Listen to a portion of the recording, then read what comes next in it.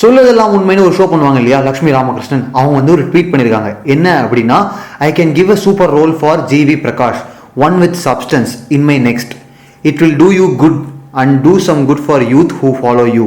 Ready அப்படின்னு போட்டு ஒரு கேள்விக்குறியை சேர்த்து கேள்வியை எழுப்பி இருக்கிறார்கள் ட்விட்டரில். இந்த நேரத்தில் இதை நம்ம ஏன் வந்து இந்த இடத்துல சொல்றோம் அப்படின்னா, கடவுள் இருக்கான் குமார் படத்துல லக்ஷ்மி ராமகிருஷ்ணன் ஒரு ரியாலிட்டி ஷோ பண்ணுவாங்க இல்லையா டிவியில, அந்த டிவி ஷோவை ஆர்ஜே பாலாஜியும் ஜிவி பிரகாஷ்குமாரும் செமையா கலாச்சி எடுக்கிற மாதிரி ஒரு சீக்வன்ஸ் வரும்.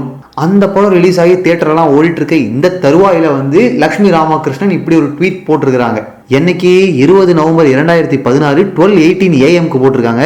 இதுல சூப்பர் விஷயம் என்ன அப்படின்னா, உடனடியாக ஜிவி பிரகாஷ்குமார் வந்து ரிப்ளை பண்ணிருக்கார். Sure you can narrate ma'am, if the script is good will do.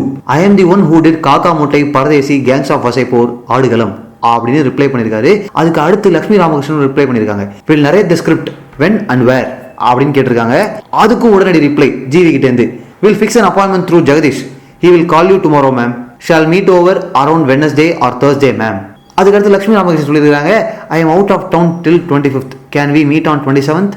அப்படியே வந்து 27ஆம் தேதி ஒரு தரம் 2 தரம் 3 தரம்னு ஜிவி பிரகாஷ்குமார் ஷுவர் மேம் அப்படின்னு தம்ஸ் அப்பா கொடுத்துருக்கிறார். ஆக actor GV Prakashkumar will be meeting director Lakshmi Ramakrishnan.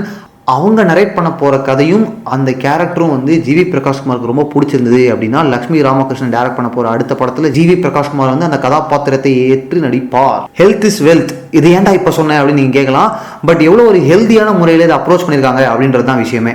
ரெண்டு பேரையுமே நம்ம வந்து இந்த இடத்துல அப்ரிஷியேட் பண்ணுவோம். பிகாஸ் இந்த மாதிரி சில விஷயங்கள்லாம் நம்ம வந்து வெளில சொல்லணும். ஏன்னா அப்பதான் எல்லாருக்குமே நம்ம ஊர் சினிமாலையும் சில ப்ராக்ரெசிவான விஷயங்கள்லாம் நடந்துகிட்டு இருக்குன்றது தெரியும். நம்ம கடமை இல்லையா சொல்றது, அதான் சொல்லிட்டேன். நீங்களும் சந்தோஷப்படுங்க, நம்ம எல்லாருமே சந்தோஷப்பட வேண்டிய தருணம். இந்த கான்வர்சேஷனை பத்தி தெரிஞ்சோடனே நீங்க என்ன ஃபீல் பண்ணீங்க அப்படின்றத கமெண்ட்ல சொல்லுங்க.